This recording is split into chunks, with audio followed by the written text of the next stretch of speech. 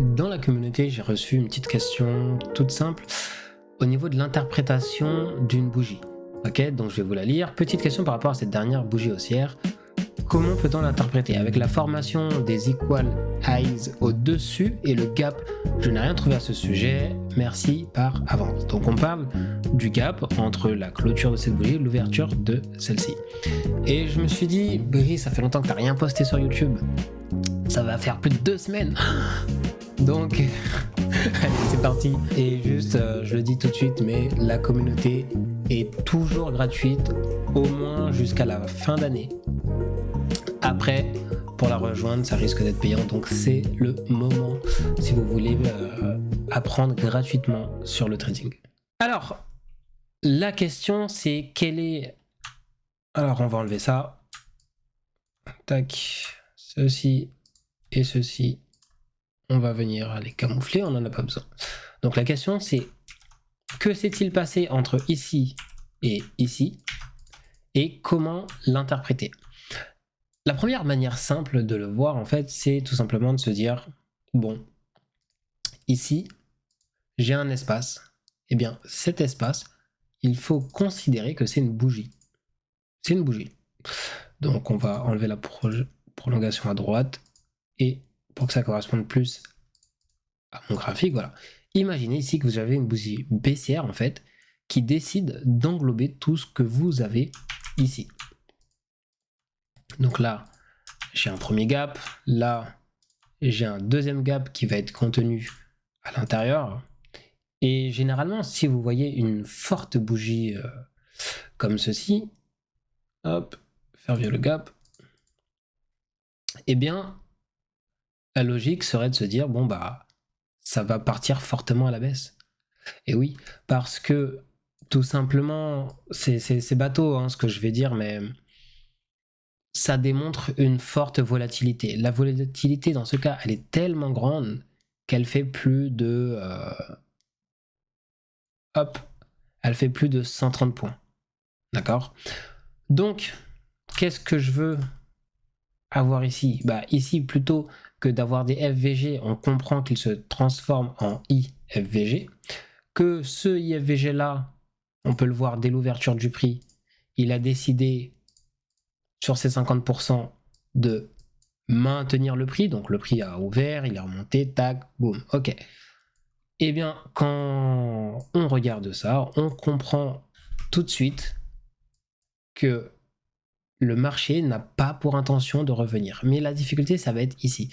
Ça va être de se dire, lorsque notre minuit commence, lorsque notre nouvelle AMD commence, ok, on va pas revenir dans ce gap. Premièrement, ce gap, il est trop grand pour avoir envie d'être comblé immédiatement.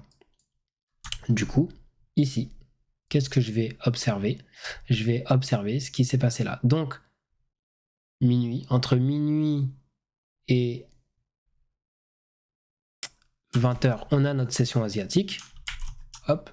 Si je regarde le haut, le bas, excusez-moi, de ma session asiatique et le haut de ma session asiatique, j'ai mes liquidités. Donc ici, on est là. On a le prix qui récupère cette liquidité, ici, et ensuite on tombe. Et c'est là où la plupart vont se faire avoir, c'est que on sait qu'au début de notre session de Londres, ce qu'on veut, c'est un simple mouvement d'AMD. Donc beaucoup vont se dire, ok, ce que j'ai appris, c'est que Londres, pour tomber, il a besoin de remonter.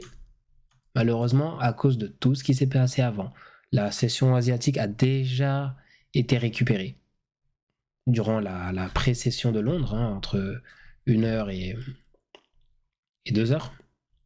Je parle en heure de New York, hein, bien entendu. Entre 1h et 2h, on a cette récupération, même si elle est très légère, elle est là.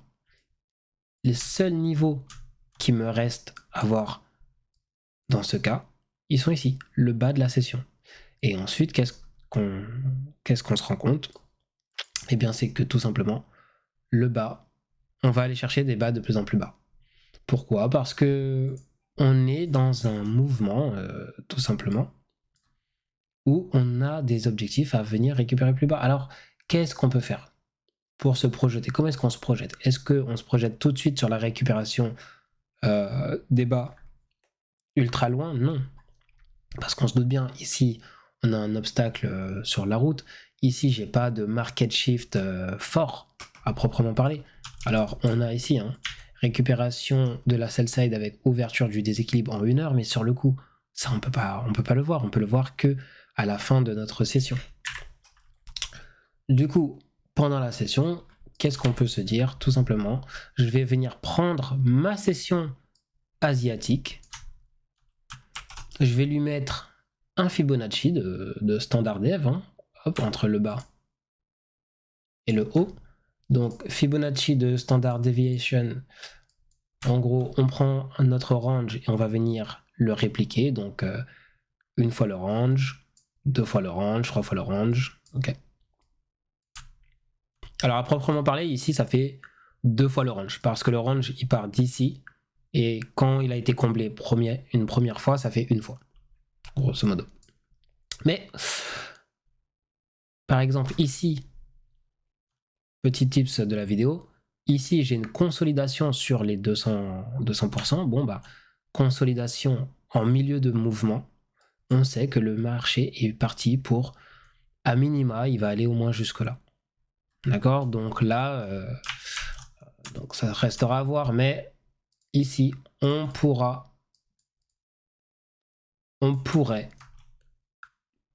prévoir une entrée en position. Par contre, une des choses pour laquelle on ne va pas entrer en position, donc là, moi je vous incite plutôt à faire des tests, du forward test, même pas de la démo, juste vous positionner et regarder ce qui va se passer, où serait le TP, le stop loss optimal, où serait le TP idéal. Au-delà de se dire ça. Tout simplement, l'idée c'est de comprendre pourquoi est-ce que j'entrerai pas ici. Pas parce qu'on a rejeté sur les 50% et tout, on court pas après le temps. On n'essaye pas d'anticiper le mouvement.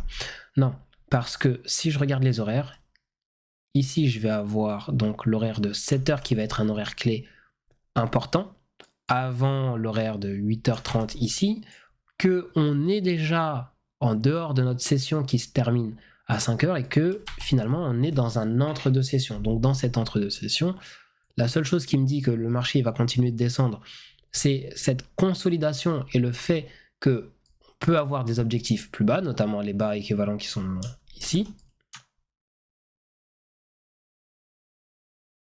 Ok, je vais revenir dessus un petit peu après.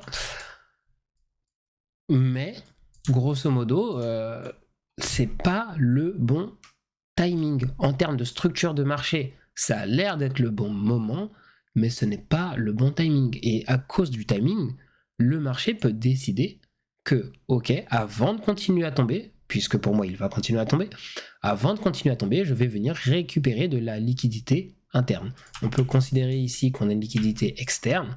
Et bien là, c'est de la liquidité qui peut être purgée avant que le prix ne retombe.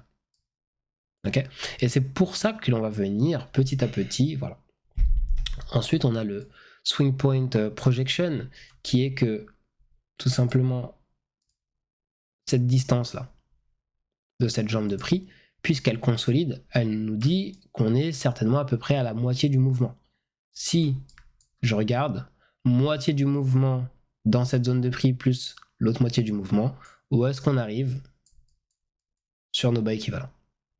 Donc, grosso modo, voici une des manières simples pour pouvoir se projeter. Par contre, le timing reste rigoureux. C'est ce qui va permettre à 7 heures de voir où est-ce qu'est le prix. Est-ce qu'il se rapproche de la liquidité et pourquoi pas la purger avant de tomber? Il y a de fortes chances qu'elle se maintienne, mais on ne sait jamais. Après tout, on regarde qu'elle est au milieu du mouvement là. Du coup, si je me rapproche trop agressivement de cette liquidité, je m'attendrai à ce qu'elle soit récupérée.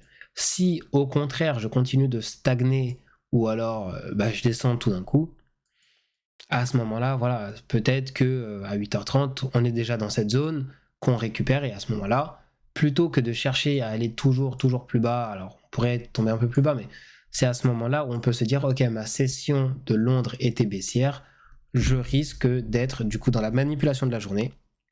Et à ce moment-là, on pourra aller regarder par exemple les hauts équivalents et le range qui était là pour des objectifs plus tard dans la journée, tout simplement. Donc je vais m'arrêter là pour la vidéo du jour. Encore une fois, n'hésitez pas à rejoindre la communauté s'il le faut, si vous voulez. C'est là-bas qu'on donne le plus de tips de manière journalière et je suis super fier de la communauté et de l'esprit de famille qu'il y a là-bas. Allez, à la prochaine. Ciao, ciao. Oh, dernière chose. 2026, j'ai décidé de revenir plus fort sur YouTube. J'avais délaissé YouTube cette année au profit d'Instagram pour la période 2025 et je vais revenir plus fréquemment sur YouTube et pourquoi pas lancer des lives sur YouTube. On verra ça par la suite. Allez, à la prochaine. Bon, j'ai mis tellement de temps pour finir le montage et tout ce que j'avais à faire que le marché il a avancé, donc je vous fais une petite update. Donc comme je vous disais, ce moment-là, notre position de 1 pour 1, elle serait passée. Pourquoi ? Parce qu'on était dans la continuité. Mais ce que je disais, c'est attention, à cause de l'horaire, 7h allait devenir un horaire important.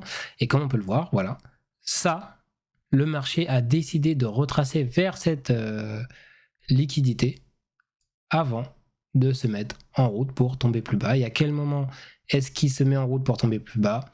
8h30, on a l'ouverture du pré-market. Boum, on monte. 9h30, on a l'ouverture des equity donc de Chicago. Et c'est là où on commence à pousser plus bas. Allez, ciao ciao. Pour de vrai, c'est toi.